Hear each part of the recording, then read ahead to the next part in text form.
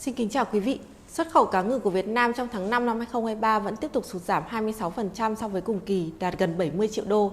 Do đó, tính lũy kế 5 tháng đầu năm, xuất khẩu cá ngừ vẫn giảm 31%, đạt hơn 317 triệu đô. Xuất khẩu cá ngừ sang phần lớn các thị trường chính đều ảm đạm. Trong số 97 thị trường nhập khẩu, thì Mỹ vẫn là thị trường nhập khẩu đơn lẻ lớn nhất của cá ngừ Việt Nam, chiếm 37% tỷ trọng.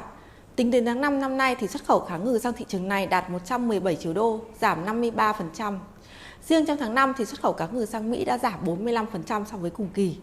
Theo số liệu thống kê của Bộ Nông nghiệp Mỹ thì 4 tháng đầu năm 2023, tổng nhập khẩu cá ngừ của Mỹ đạt hơn 99.000 tấn, trị giá 662 triệu đô, giảm 10% về khối lượng và 23% về giá trị. Hầu hết các quốc gia xuất khẩu cá ngừ sang Mỹ đều đang bị sụt giảm.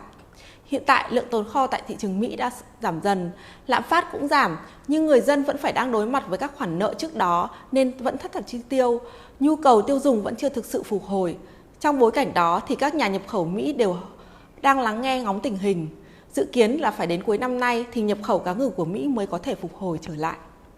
Cùng với Mỹ thì xuất khẩu cá ngừ sang khối thị trường các nước tham gia Hiệp định Đối tác Toàn diện và Tiến bộ Xuyên Thái Bình Dương CPTPP cũng đang sụt giảm trong tháng 5 năm 2023. Kim ngạch xuất khẩu sang khối thị trường này giảm 18%, đạt hơn 10 triệu đô. Tính lũy kế 5 tháng đầu năm thì kim ngạch xuất khẩu sang khối thị trường này đạt 46 triệu đô, giảm 15%. Nguyên nhân của sự sụt giảm này sang khối thị trường là do xuất khẩu sang hai thị trường lớn nhất trong khối là Nhật Bản và Canada đều đang sụt giảm mạnh trong tháng 5, lần lượt là 32% và 31%.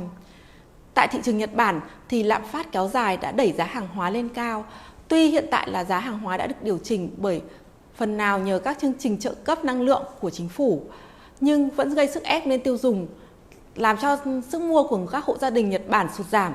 Điều này đang tác động tới nhập khẩu cá ngừ của nước này. Trái với Mỹ và CPTPP thì xuất khẩu sang khối thị trường EU lại đang tăng mạnh trong tháng 5 với mức tăng là 15% so với cùng kỳ, đạt gần 17 triệu đô. Sự tăng trưởng này có được là nhờ sự tăng trưởng sang hai thị trường nhập khẩu lớn nhất trong khối là Đức và Hà Lan. Tính riêng trong tháng 5 thì xuất khẩu sang thị trường Hà Lan và Đức đã tăng là 66% và 172%. Xuất khẩu sang Israel cũng đang tiếp tục tăng mạnh trong tháng 5 với mức tăng là 110%.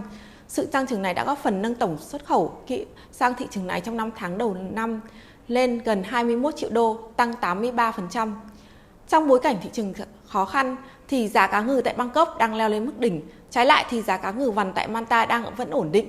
Giá cá ngừ vằn nguyên con đông lạnh cỡ hơn 1,8 kg giao tại Manta, Ecuador dao động ở mức 1.800 đến 1.825 đô một tấn. Điều này đang gây áp lực lên các nhà sản xuất cá ngừ tại châu Á, trong đó có Việt Nam. Có thể thấy là các doanh nghiệp chế biến và xuất khẩu cá ngừ của Việt Nam hiện nay đã khó lại càng thêm khó. Xin cảm ơn quý vị đã chú ý lắng nghe.